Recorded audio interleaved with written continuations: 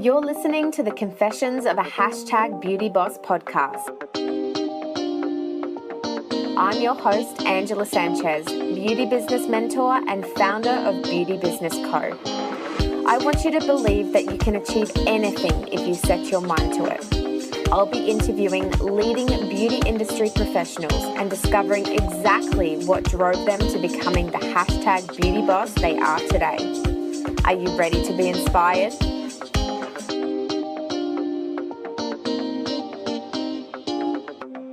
You're listening to episode 61 of the Confessions of a Hashtag Beauty Boss podcast with today's guest, Dina Mustedanagic, founder of Facey and Me.Los Angeles.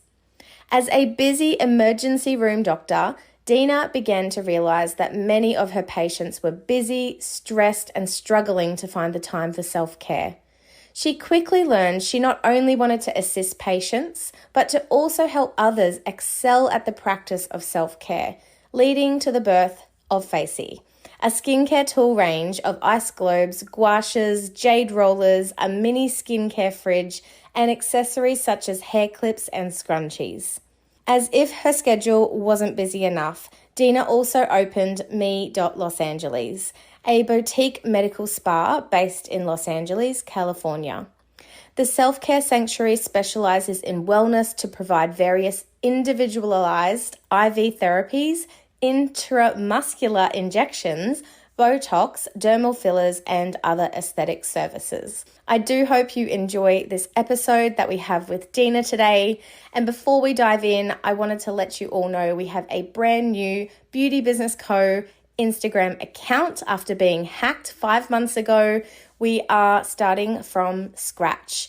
At this stage, it is solely Instagram. I would love for you to go and follow Beauty Business Co. _ Give us some love on that page and share it with your beauty business friends so that we can make sure we're creating the same amount of impact that we have over the last 5 years and in a way that we can just reach as many people with our message as possible. I appreciate you so much. Let's get into today's episode. Dina, welcome to my virtual beauty lounge. It is so good to have you on the show today. How are you? I'm doing well. I'm so excited to be here. How are you? I am so well. Thank you. I have been reached out by your PR company, I think it is, to have you on the show. And it's been really wonderful doing a bit of research into who you are and a bit about your business. So I'm really excited to share your story and everything with our listeners today. But I always get you to kick off the show with what your definition of a hashtag beauty boss is. Okay, perfect. Well, let's dive right in. I think for me, the definition of a beauty boss for me personally is having the capability or being able to make someone feel beautiful through your product or your brand or whatever it is that you have or that you're backing up. I feel like it's about how they feel when they're using your product and that, feeling they get each time that they use it and how they feel after. Obviously, beauty products are meant to make someone feel some type of way, mainly beautiful, elegant, classy, refreshed. So I think for me personally, being a beauty boss just means how you execute that and how you are able to achieve that through, your product. And so the client gets that moment, oh, that feels good. So yeah. Yeah, awesome. I do love that as well. And it's a beautiful industry to be a part of, being able to make people feel incredible and just making them walk out better than who they were before they walked in the treatment room. Yes, absolutely. So I'd love for you to share your story. What led you into choosing the beauty industry path? And I know that you actually are so much more than just, one of the businesses that you have. So I'd just love for you to start from the beginning and share to where you are today. Okay, perfect. I'm going to try to not make it too long, but basically, when I was in undergrad and trying to figure out what I wanted to do in my life or with my life, I wanted to do, something in medicine. So I chose the, medical route. I felt like I had multiple passions and things I wanted to do. Beauty was definitely one of them, but I wanted to go down the medical route first and then expand on that and incorporate beauty, into my life at that point. So I actually went to school and I finished about 3 years ago, and I have my doctorate, and I work in an emergency room. So that is my first, career. I'm still an emergency room provider, and that's how I started. I always knew that I wanted to also own a medical spa. So I just opened my medical spa about a year ago. We do Botox, filler, IV therapy, vitamin injections, microneedling, PRP, facials, lymphatic drainage massages, so many services. And we just added PDO threading.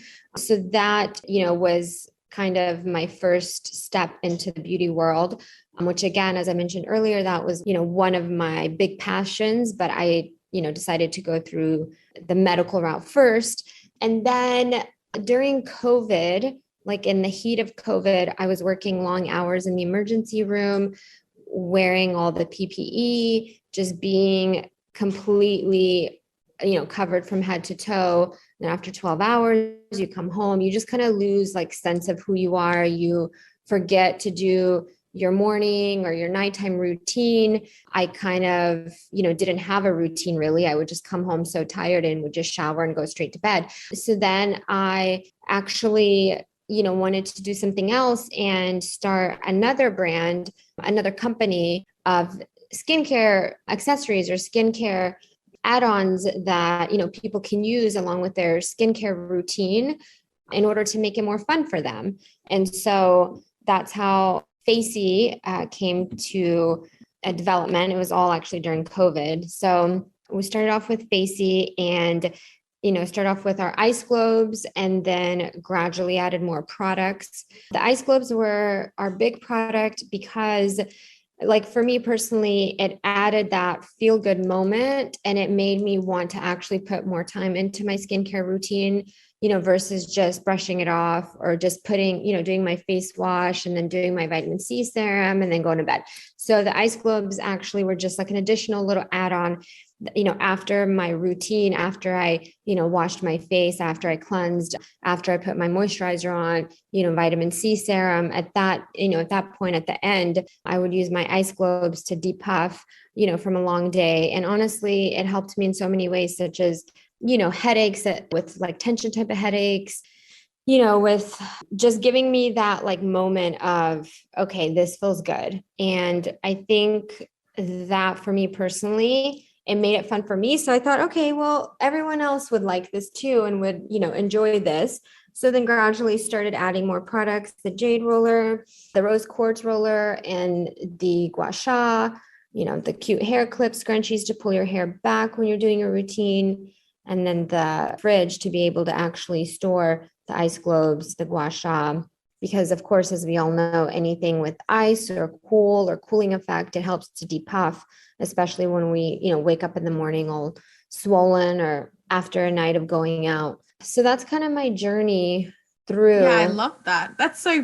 I think it's so great. You've actually created it from, your own personal journey. And there's so many people that are, going through that lack of routine and not really having a morning or nighttime ritual. And we all, as in the skincare industry, we do try and educate our clients on making that a part of ritual and a habit that is, even giving them that step of mindfulness as well. And I think adding in the globes or the gua sha or the roller certainly gives them that opportunity of just taking that extra moment, as well as the benefits it can give to your skin. But that moment of self-care as well can be really, really powerful for them to incorporate that as an enjoyable ritual rather than just something they have to do. Yes, I absolutely agree. And I feel like we all search for that one thing that makes us feel good, especially, in the beauty world. So yeah, I just use kind of my own personal life and experiences with how terrible I was in my routine. So yeah, that's how Facey came about. Great. And so are you still in the emergency room, or are you too busy with the two businesses now? No, I'm still in the emergency room. I actually still work full time there. And then I oversee and run the med spa. Our location is on Melrose Place in West Hollywood. And then, of course, Facey. My brother is actually my business partner on Facey. So, he does a lot of things too, but he's also opening up his dental office. He's a dentist. He's opening up his dental office next month. So we've just been busy bees. Yeah, definitely. And so have you got the med spa you're obviously off the floor from there and you've got a team working for you for that? Yes, absolutely. I have like 10 nurses under me and one physician associate who is the expert injector who does all the Botox filler, microneedling, pedio threading. So yeah, that's up and running and it's fully functioning and is actually able to run on its own. But I'm, contact in the face. So I have to be there quite often, especially to meet with certain clients or, stuff like that. So it's a lot of daily activity for sure. Yeah. So since you've started that, which hurdles do you continually see popping up when it comes to running the beauty business? I always say, because that's who our sort of listeners are, but from what you do. I think, oh my gosh, there's so many hurdles, but I'm just going to try to narrow it down. As far as Facey and having a beauty business that's, mostly online based, I feel like now for like smaller beauty businesses like myself, I feel like I personally see that it's sometimes difficult to keep up with like the bigger brands or, nowadays there's a lot of celebrities who are coming out with skincare lines and all of these, a ton of them who are getting into the skincare or, beauty industry as well. So I think sometimes it can be a little discouraging, like, oh man, they're already sold out and they just launched, and you have to stop and think, okay, but I'm not them and I have to make my business work a little bit differently. So I think that as a small business owner starting out, I think that can be difficult sometimes. I don't really have that issue with the med spa because we have a physical location and it's such a different beast, I feel like, because it's much, easier as far as marketing and promotion and stuff when people can actually come in and get a service. But yeah, I think that's probably like one of the biggest hurdles. Also, just trying to continuously innovate and obviously keep your business going, continue with marketing. And I think it's just a daily grind. Yeah, absolutely. It would be. And e-commerce is so different. And I think, whether it's celebrities or influencers or ambassadors that are going to be speaking about brands. And sometimes I think here in Australia, especially, we're seeing a lot of kind of misinformation when it comes to, say, a celebrity with 1 million to 3 million followers speaking about, a tool that could be used for your skin not correctly, or the way that you apply serums or things like that. And it is so important now more than ever for us as the experts, because we're the ones that are trained to be in front of the camera and really educating the people that follow us so that we can make sure that our clients seeing this information out there can reach out to their professionals to get the advice rather than just going and buying just because of someone in particular speaking Right. this being so great. Are you finding that quite a big obstacle over there as well? Yeah, definitely. I feel like, especially in Los Angeles, I think it's so easy for an influencer, with, millions of followers to just post something because they're getting paid to do it, but not actually, portray, accurate facts about it. So I think that definitely is the case as well here. And I think that smaller brands who are actually like portraying the accurate, message and what to do and what to do, I think, sometimes it's a little harder for us to be like to gain that, credibility or to be able to put our name out there. But yes, I definitely agree with you. Yeah. And so what are your top 2 important tips for the aspired beauty boss listener to learn from when they're starting their own business? I think for my number one top tip is to be realistic in setting goals and projections and expectations. I think initially when we started, it was just like fun and it was, pretty and aesthetically pleasing, and all of our products are very Instagrammable and picturesque. And in our head, we're like, oh yeah, this is gonna blow up. This is gonna do great. This, like, I mean, why would it not? And, especially, with our social media team and all of the tutorials and everything. But I think, in all honesty, I think it's so important to just be realistic in setting your goals and projections and sales, and just do, monthly, reviews. But I just think that once you start, maybe 6 months down the road, like, your passion for it will be really tested. And when you're not making the sales that you want to make, it'll actually, kind of test you. And at that point, it's either like make it or break it. Like, am I meant for this or not? So I just think, like, realistic goals and expectations.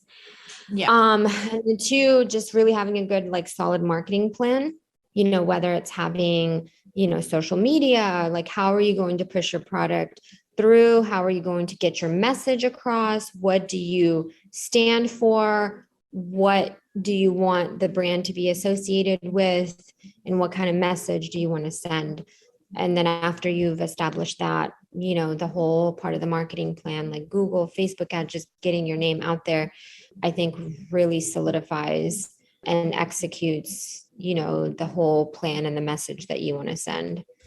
Yeah, that is such a great tip. I think it's so important for us to, like, slow down before you speed up. Sometimes can be so much more beneficial as well. And it does take time in that discovery process of, even taking yourself on, I call it like a dreaming CEO day, and go somewhere nice and inspiring so that you can sit and you can, ask yourself these questions and write them all down, and have that bit of a discovery process of how you see your business as a 360 degree within a 5-year period, and what it looks like, and who you're wanting to attract, and what the treatments will be. So when we are starting out, all like systems go, I want to make money, I'm going to be doing these treatments because I'm qualified. But then you can kind of get 6 months in and be like, hang on a minute, I've got like no ideal client of who I'm actually trying to attract here, and my marketing's all a little bit muddled. But it makes a huge difference when you know exactly who you're speaking to when it comes to marketing as well, because that can also help with the fear around who you're speaking to if you're showing up on camera and all of that, and build your confidence around that. If you know that it's like not about the friends and family seeing all your stuff, like, that's really great that they support you, but that's not who your ideal client is at the end of the day of who you're wanting to speak to, especially on social media. Yes, I absolutely agree. Yeah. So are you on your phone a bit? Tell me 3 apps that you just can't live without. Yes, I am on my phone more than I should be. But again, that's all part of work. Honestly, my first app would be my email app. I am obsessed with keeping track of emails and responding right away. I am that person that you'll get a response from instantly. So I think my email app, I'm actually like refreshing it quite often because I don't want to miss anything, because I do have so much going on. I think when I'm at the emergency room is when I'm actually kind of more detached from my phone, because of course I have patients I have to tend to. So my email app would be my number one. Next would be Instagram, because so much of my business for the spa and for Facey is all on Instagram. We have great interaction and following on both of those accounts, both of my beauty accounts. I do have a social media team who runs both of them. The same team runs both. However, I very much like to know what's going on. I'm still reading through the DMs. I just like to be in the know and know everything. So that's that. And then third would be my Melissa Wood health workout app. That's the only thing that I do. I don't really go to the gym or anything. So those are my top 3 that I can't live without. And I love when you have said that you do have a team that you outsource your social media to, but you're still very much a part of that. Because I think when it comes to the overwhelm that social media can cause for so many of us, and having to, do the new updates that Instagram throw at us so graciously to build our businesses. But I just feel like we're on top of one thing, and then they'll throw another tool like a reel or an update within the Reels platform for us to be a part of. And there is only so much that you can outsource when it comes to building your brand on socials. And I think it's still very important to make sure that, we are still showing up in stories and sharing a little bit about, your behind the scenes as well, I think can go a long way with building trust and turning that follower into conversion of an actual customer for you as well, because they come to maybe gain inspiration or see the visuals, but they don't come to buy the product. They come to buy you. And that's what I actually loved, because I can see that you've got a really great team and you are very efficient with the replying to the emails, but I can see a lot of Dina in your social media too. So it's almost like I've been able to get to know you a little bit before we've even had that first conversation. So you're doing a great job. Oh, amazing. Thank you so much. I'm very proud of that, especially, well, for both brands, but the medical spa, that's all I designed the logo, the color scheming, everything, and I don't let them verge out of that. But no, absolutely. I agree with you about the social media. You don't come there to buy the product. You come to get to know, the product and the people behind it. So I definitely try to get that incorporated in there. So thank you so much. That means a lot. Yeah, you're welcome. So what's one thing you're constantly searching for when it comes to support in what you do daily? You've obviously got your team around you in all different facets, whether it be in the med spa and then also virtually as well, which I think a lot of people are a little bit scared to kind of have that virtual team working for them for emails and administration. But yeah, is there anything else you can add to what you continually use for your support? Honestly, my family is my number one support. My brother is my best friend. Him and I are inseparable. And I feel like we had this vision and this dream together, what we wanted to do. And, he graduated dental school 2 years ago and then moved to Los Angeles to be close to me so we could start all of these things that we had imagined in our head, including, of course, my med spa and now his dental spa, which we are actually going to be combining services. So at his dental office, you'll be able to get Botox and filler and all that through my employees. And then Facey was our project together. So I absolutely, he is my number one, like, daily support. And then my mom and dad, they actually just moved to Los Angeles to be close to my brother and I, so they could be a part of our journey together. So every morning we have a family text. Good morning, family. Have a good day. Love you guys. If I didn't have that, I think it would be very hard for me. So, like, no matter what happens or what, friends or boyfriends or whoever comes and goes, they are my, family is my number one support. So even if I'm having a bad day or if something isn't working, I always figure out, the best plan. My brother and I will sit down and plan. So I know that's a little more like, mushy and whatever. I love it though. That's beautiful. That is what it is. No, that's so good. It's so important. We don't get to choose our family, or we've chosen them in some sort of, yeah. Yeah. Do you have any specific routine? So obviously that morning text is beautiful, but anything that you stick to set your day up for success? Yeah, I am a huge routine person, and I'm also very clean and OCD. So, for me, wake up, brush my teeth, instantly make my bed, and then I come to the kitchen and I make my coffee and a small bite to eat. And then I sit down for about an hour, no matter what my day is looking like. Even if I'm in the emergency room for 12 hours that day, I will be on my laptop for an hour, just like planning my day for the spa. I'll reach out to the nurses, have any messages, whatever it is. So I have to do an hour or so, just catch up on emails and do that. If I do not do that, my day is discombobulated and I don't feel like my, to-do list has been updated or checked off. So that is very, very, very important to me.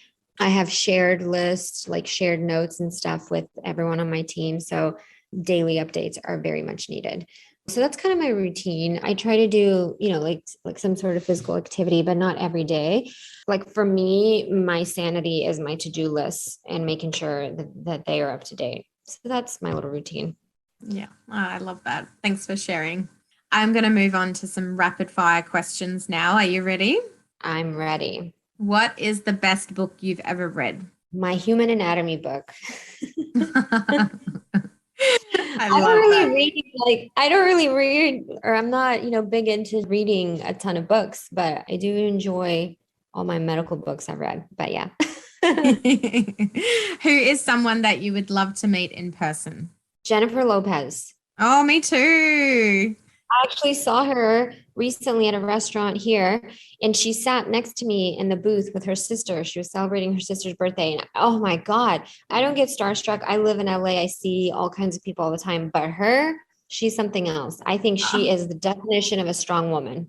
I was going to say that, like being in LA, you must, being like a resident there, you must definitely see Yeah. a lot. So, did you get starstruck and you didn't like say hi? Is I that did. a I did. no-go thing? But this restaurant, I did get starstruck, but this restaurant is also very like celebrity friendly, which means no phones. Like it's like very private, like Yeah. obviously you don't want, I don't know, I'm not going to interrupt her. She's having dinner with her sister, celebrating her sister's birthday. So I was just looking at her from afar. Yeah. Yeah, fair enough. I've been one of those girls that I don't know if it's just because I'm from Australia, but I used to work on cruise ships and travel to the States quite a lot. And so a part of one of my favorite things when I was going to a new contract was going to LA airport because I was on a mission to find the celebrities. It was, I don't know. I don't know if I'm like that now if I was to go over there, but I've definitely loved all the Hollywood scene in the past. Yeah, it's exciting. Yes, but I have been to a few events here in Australia where there have been like Australian TV stars and stuff like that. And I did get totally like frozen, not really sure what to say and all of that kind of stuff. So I think now I'm more so about like a business celebrity. If I was to see a business celebrity like Marie Forleo or Gabby Bernstein, for example, they are kind of my celebrities right now that I'd be like, oh my goodness, I can't believe I'm meeting them in person. Oh, I love that. Yeah, we all have that like one or two that we're just, it's just a different kind of feeling. Yeah, it is. And what is one thing you've procrastinated about this week? Getting over a guy. I'm going through a little something right now, but that's what I've been procrastinating on. Oh, yeah, it's always tough, isn't it? What is something you would jump at if you knew you wouldn't fail? So when I was in like high school, I wanted to be a blogger, like a lifestyle blogger. I loved dressing up and taking cute pictures. And honestly, I feel like if I had stuck to it, that I would have done really, really well at it. But I just went a different direction. So I would definitely jump at that opportunity if I knew that I wouldn't fail. I would want to be a cute, like beauty, health, and lifestyle blogger. Oh, For sure. yeah. Gosh, I can already see that being sort of like a fusion and integration. Easy. Yeah. If you were stranded on a deserted island with no Wi-Fi, what's one thing you wish you had with you? Okay, a toothbrush and floss, because if I was stranded on an island and if I couldn't brush my teeth, I would just be mortified. So yeah, Are you saying that because your brother's going to be listening to this episode? no, but that's so funny. He's actually going to be proud of me because I hate flossing my teeth. I hate flossing. And lately I've been so much better at it. So he's going to be really proud. But no, that's actually funny that you said that. Oh, I love it. Thank you so much for being on the show with me, Dina. I know that we're on different time zones, and I just really appreciate you taking the time out to share your story with our listeners.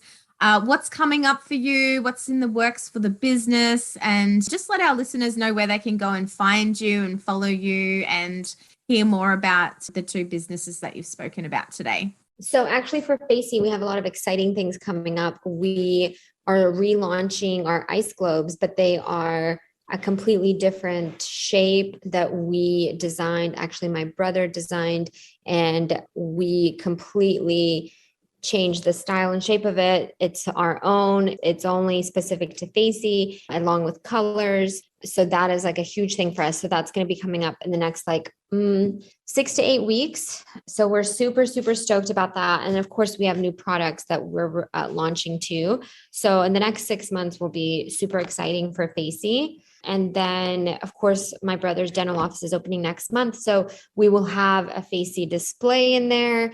And then of course my business will be merging with his. So we will offer, some of my services in there. So just a lot of exciting and upcoming new things for the rest of the summer. Yes. But mainly the new ice globes.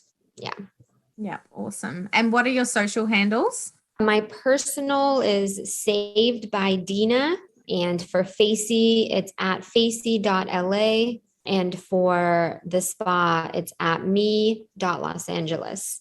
Oh, awesome. I'll add all of those into our show notes as well. And we spoke before the show, you'd like to give something to one lucky listener. I will put the directions in the show notes and also on like our social media posts. Maybe if anyone wants to share their biggest takeaway from the episode in the comments of the social media posts.